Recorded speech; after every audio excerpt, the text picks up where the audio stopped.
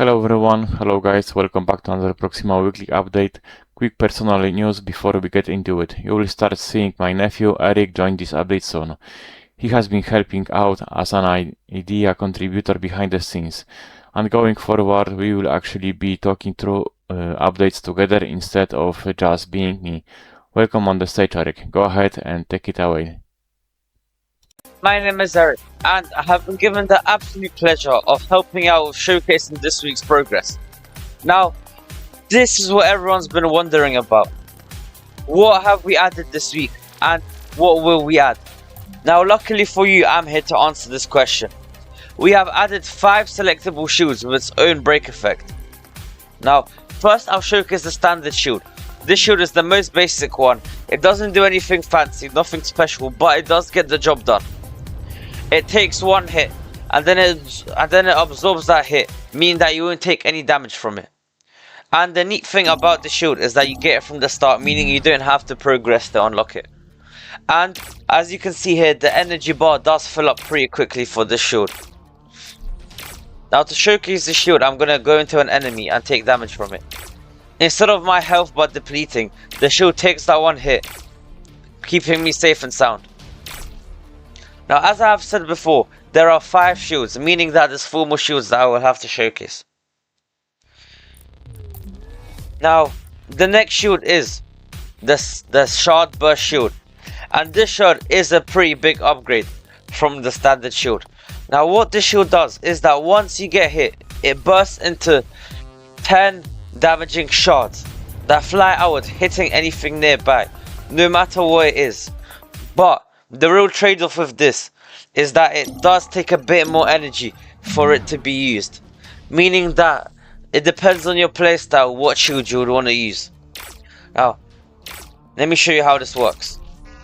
As you saw now, the shards do have a pretty big radius, meaning that there is a high chance that they will be used. Now, let me show you the last 3 shields. This shield is called the Ice Shield, and it has a pretty good effect for getting you out of danger and straight into safety. This is called the Ice Shield, and breaking the shield triggers an ice shockwave that slows down enemies nearby. And this slow effect, it affects the speed and attack, meaning that you could get to safety really quickly without having to worry about dying. Let me show you how this works. So for example, if I was going to get hit by an enemy, the radius would cover up most enemies on the screen, meaning that I would have more than enough time to get to safety and continue with my playthrough. Now this is the second to last shield. I think this is my favorite shield, as it does have one of the best effects compared to all the other shield. But this does also depend on your playstyle, if you want to play a bit more aggressively or defensively. This is called the Repulsor shield, and it breaks violently and knockbacks every enemy around you. This is probably the best shield for crowd control, as it will stop the enemies from getting close to you and hurting you.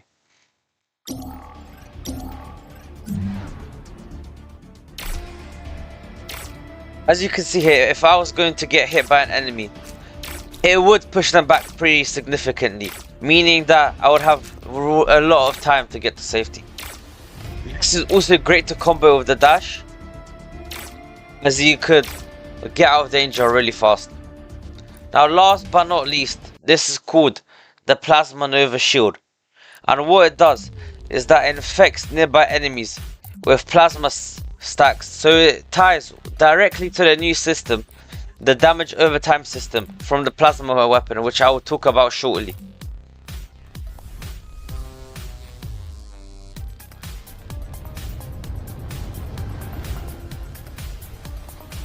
Furthermore, this shield does take the longest amount of time to recharge, but I think the effect is substantial if you want to do that payoff.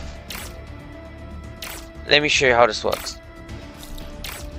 Again, similar to the Ice Shield, it does have a pretty big radius, and if there's an enemy in this radius, they will get infected and slowly over time the health will be chipped away.